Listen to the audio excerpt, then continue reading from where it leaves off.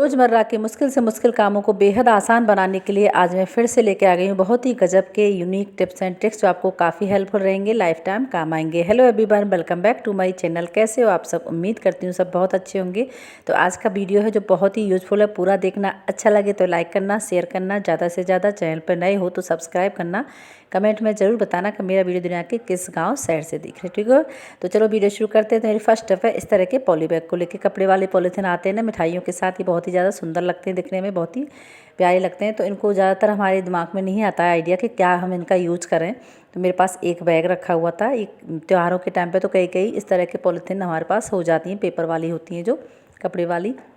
तो इसको मैंने आगे पीछे ऊपर नीचे से टॉप और बॉटम इसका कट कर लिया है और बीच में से एक कट लगाऊंगी और फिर दो कट लगा करके मैं एक अलग से एक एक तैयार कर लूँगी। अगर ज़्यादा है तो इस तरीके से आप पतली स्ट्रिप्स भी इसमें से कट कर सकते हैं। जैसे मैंने दोनों दो कट किए, इसमें से बीच में से कट करके छोटी लेयर भी तैयार हो सकती है। तो अब इनका इस जो हमने कट किया है पॉलीथिन, इसका जो हमने बैग कट किया है इसका कहाँ पर और कैसे इस्तेमाल करना है, चलो ये देखते हैं। ये इस तरीके के बैग लगते हैं बहुत ही ज़्यादा दिखने में अच्छे हैं और यूज़फुल भी बहुत ही ज़्यादा होते हैं। तो इसको अक्सर देखा होगा आपने, हम फ्रिज क्लीन करते हैं ज़्यादातर हफ्ते में 2 से 3 बार, क्योंकि बहुत ही ज़्यादा जो नीचे मतलब खाने पीने की चीज़ें भी रखते हैं, सब्जी वगैरह रखते हैं, तो अक्सर है नीचे लुढ़क भी जाती हैं, दाग भी लग जाते हैं नीचे, या फिर बहुत ज़्यादा दाग धब्बे भी हो जाते हैं। तो इसमें क्या करते हैं कि बहुत ही बार बार उसकी हमें क्लीनिंग करनी पड़ती है, साफ़ करना पड़ता है। तो इस तरीके की पॉलीथीन हमारे पास रखी रहती हैं, जो पेपर वाले बैग होते हैं अक्सर आते हैं। तो इनको कट करके ना इस तरीके से आप लगा देंगे, तो इससे आपके जो फ्रिज है आपको बार बार साफ़ भी नहीं करना पड़ेगा और ना ही दाग धब्बे इस तरीके आपकी प्लेट में लगेंगे, और आप इजीली सामान रख करके उन्हें काफ़ी टाइम इस्तेमाल कर सकते हैं। और जब बहुत ही ज़्यादा ये मतलब गंदे हो जाएँ, ख़राब हो जाएँ, तो इनसे ही आप फ्रिज क्लीन करके फेंक कर फिर दूसरे से इस्तेमाल कर लो। तो मेरे पास एक बैग था, मैंने आपको इसके यूज़ करके दिखाया है। ज़्यादा हो तो आप बीच में से एक पतली स्ट्रिप्स करके, जो हमारा डोर होता है उसमें भी कई खन होते हैं ना, उन डोर में भी लगा करके उनमें भी आराम से, ना तो जहाँ बोतल वगैरह रखेंगे तो उसका भी दाग नहीं लगेंगे हमारे फ्रिज में, और सब्जी वगैरह के दाग धब्बे भी नहीं होंगे। तो ना ही आपको बार बार क्लीनिंग करनी पड़ेगी, और जो हमारी पेपर वाले बैग हैं इनका भी बहुत ही अच्छा यूज होगा। तो इस तरीके से डोर में भी लगा दो और आपके फ्रिज में भी इस तरह ट्रे के ऊपर लगा देंगे ना, तो बार बार फ्रिज साफ़ करने की समस्या भी आपको नहीं होगी। नेक्स्ट आइडिया है मेरा, आपको लेना क्या है, आपको लेनी है एक प्लेट, उसमें डाल दी है थोड़ी सी मिर्ची, लाल मिर्च जो हम सब्ज़ी में डालते हैं। जितनी आपने मिर्ची, मैंने 1/4 स्पून मिर्ची ली है, उतनी ही आपको हल्दी डाल करके दोनों को मिक्स कर लेना है। फिर ऊपर से डालना चाहे तो सेवलॉन हो चाहे डिटॉल हो, दोनों में से कोई भी आपके पास हो वो डाल सकते हैं। फिर अच्छे से तीनों चीज़ों को मिक्स कर लेना है। हमें जो ये पेस्ट तैयार करना है ना तो ज़्यादा पतला हो और ना ही ये गाढ़ा हो, अच्छे से मिक्स कर लें। फिर लेना है बिंदी बार, हमारे पास अक्सर एक्स्ट्रा बिंदी के पत्ते पड़े रहते हैं जिन्हें हम यूज़ नहीं करते हैं। कई बार वैसी हो जाती हैं बिंदियाँ, ज़्यादा हो जाती हैं या ख़राब सी हो जाती हैं। तो इस तरीके का खाली कोई बिंदी का पत्ता लेना है, 1-2 बिंदी हो उसमें वो। तो इस तरीके से उस पर सारा हमने जो पेस्ट तैयार किया है ना, इसको फैला देना है। अब इसका कहाँ पर और कैसे इस्तेमाल करना है ये हम देख लेते हैं। तो बड़ी ही यूज़फुल चीज़ हमारी तैयार हुई है। आपने देखा होगा अक्सर खासकर सिंक में मॉनसून में ना बहुत ही ज़्यादा परेशानी थी, एक अजीब सी स्मेल आती है, क्योंकि हमारे बर्तन क्लीन होते हैं यहाँ पर, तो जो छोटे छोटे पार्टिकल्स होते हैं ना खाने पीने के, हमारी जो उसमें ड्रेन में जो इसका पाइप होता है ना सिंक का, उसमें फंस जाते हैं, तो उनसे गंदी स्मेल हो जाती है बहुत ही ज़्यादा मानसून में, बारिश के मौसम में तो खासकर।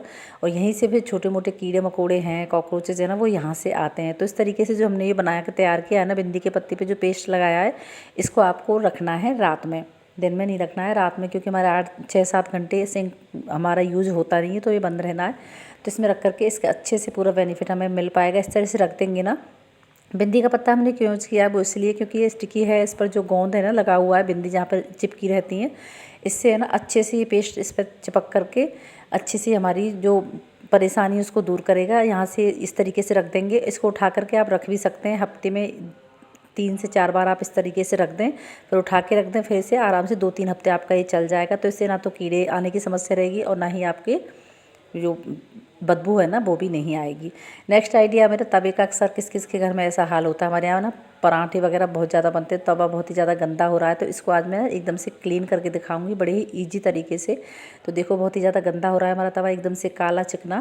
तो इसके लिए आपको गैस को कर लेना है चालू, फिर इसको सिम पर रखना है। हमारा तवा है वो गर्म हो जाए, फिर आपको गैस है बिल्कुल धीमी कर देनी। तवा मेरा गर्म हो चुका है और इस पर डाल देना थोड़ा सा कोलगेट पेस्ट, ठीक है, वाइट वाला। सब जानते हैं कोलगेट है ना, क्लीनिंग के लिए बेस्ट है, सारी धूल मिट्टी गंदगी और कालेपन को बिल्कुल हटा देता है। तो इसके लिए मैंने कोलगेट डाला है। फिर इसमें डालूंगी तकरीबन थोड़ा सा मतलब आधा ढक्कन विनेगर, तब हमारा गर्म है, गैस हमारी धीमी है, बिल्कुल सिम चल रही है। अब लेना है इस तरीके का स्क्रबर आपको, स्टील वाला जो होता है।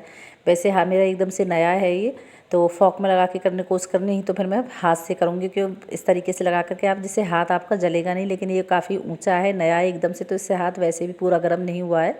तो मैंने पहले फॉक से करने की कोशिश की, नहीं हुआ, नहीं अच्छा लगा, तो फिर मैंने ऐसे करने लगी। तो इसमें थोड़ा थोड़ा पानी डालते हुए आपको अच्छे से ऐसे रब करते जाना तवे पर। तो जितनी भी चिकनाई होगी, कालापन होगा, जितनी भी वो बिल्कुल जमा हुआ है ना, वो धीमे धीमे करके छूटता जाएगा। बिल्कुल जो अभी वाइट था एकदम से कालापन निकल के आ गया। मैं धुल के दिखाती हूँ आपको। तो जो बिल्कुल जितना दाग धब्बे कालापन था ना, सारा छुटके हमारा तवा एकदम चकाचक हो गया है। लेकिन जो मोटी काली सी लेयर लगी, काफ़ी पुराना है, इसको छुटने में भी थोड़ा 1-2 बार और करेंगे तब ये छुट के हमारा साफ़ होगा। आई होप आपको ट्रिक अच्छी लगी होगी। नेक्स्ट आइडिया है मेरा, अक्सर हम काम करते हैं ना, तो कट लगते ही रहते हैं, हाथों में पैरों में लग जाते हैं कभी गलती से। तो क्या होता है, हम लेडीज से तो काम करना ही पड़ेगा, घर में कौन काम करेगा। लेकिन इसके लिए अक्सर खासकर जो साबुन सर्फ को हम इस्तेमाल करते हैं ना, उनसे ये जो घाव हैं इस तरीके के, उनसे और भी ज़्यादा बढ़ जाते हैं, इन्फेक्शन और भी बढ़ जाता है, परेशानी ज़्यादा हो जाती है। कपड़े धुलने में तो बहुत ही ज़्यादा दिक्कत होती है जब हमारे हाथों में कटवट लग जाए। तो इसके लिए क्या करना है आपको, एक छोटा सा काम, जब भी इस तरह हो जाए तो आपको लेनी है एक पॉलीथिन। ये मेरी बिल्कुल सॉफ्ट वाली है, तो ये अच्छे से और ज़्यादा अच्छे से काम करेगी। नहीं है तो आप दूसरी भी ले सकते हैं। तो पॉलीथिन लेकर के आपको हाथ में इसको बांध लेना है, और नहीं बांधना है तो आप है ना रबड़ बैंड चढ़ा लेंगे, अच्छे से रबड़ बैंड हो जाएगी तो एकदम से अच्छे, उससे भी रबड़ बैंड से भी अच्छे से टक हो जाएगी, बस पानी अंदर नहीं जाना है। अब हम करके दिखाएंगे इससे। तो मेरे पॉलीथिन है जो बांध लिए, गांठ लगा लिए 2। अब जैसे टब वगैरह में जिसमें पानी भरना चाहें उस भर के आप सर्फ डालें, जो भी इस्तेमाल करते हैं। अब इससे है ना, आपको जिस तरीके से कपड़े धोते हैं तो बड़ी इजीली जो परेशानी हमारी, वरना अगर सर्फ हमारे घाव में लगेगी तो उससे जलन होगी, दर्द होगा, और फिर वो जो इचिंग बहुत ज़्यादा होगी और घाव हमारा बढ़ेगा, इन्फेक्शन भी होगा। लेकिन इस तरीके से धोगे पॉलीथिन अपने टक करके हाथ पर, तो पानी भी अंदर नहीं जाएगा, और आपको जो काम है कपड़े वगैरह धुलने, वो भी आसानी से आप कर पाओगे। छोटे छोटे जुगाड़ लगा के, ट्रिक लगा के ना, हम अपने काम को बहुत ही ईजी बना सकते हैं। आई होप आपको ये आइडिया भी बहुत अच्छा लगा। और नेक्स्ट है आपको, आज मैं कपड़े सिल के दिखाऊंगी आपको नेल कटर से। तो ये मेरी बेटी का शॉर्ट्स है, थोड़ा फट रहा था, तो अगर देखा होगा अक्सर हम सिलाई से कपड़े सिलते हैं, लेकिन छोटी मोटी होती हैं, जैसे बटन टक करना हो या फिर छोटी मोटी कट वट लगा हो, तो उसे हम हाथ से ही सिलते हैं। लेकिन कई बार इतनी परेशानी हो जाती है कि हमारे पास सुई नहीं है जो बिल्कुल साफ़ है, बहुत ज़्यादा मतलब ऐसी हो जाती है खुरदुरी सी, जो अच्छे से काम नहीं करती है, और मोटे कपड़ों में तो खासकर बिल्कुल चलती ही नहीं है जो सुई है। तो इसको आपको धार ठीक करने के लिए हम लेंगे नेल कटर की हेल्प। इसमें देखना, नेल कटर में जो इसका पार्ट, किसी में तो यहाँ पर होता है, किसी में साइड में जो नेल्स तीखे करने, शार्प करने के लिए होता है ना, उसमें इस तरीके की लाइंस वगैरह बनी रहती हैं। तो इससे क्या है ना, स्क्रबर का काम करेगा हमारी सुई को। इस पर आपको ज़्यादा नहीं, 30 से 40 बार इसको घिसना है।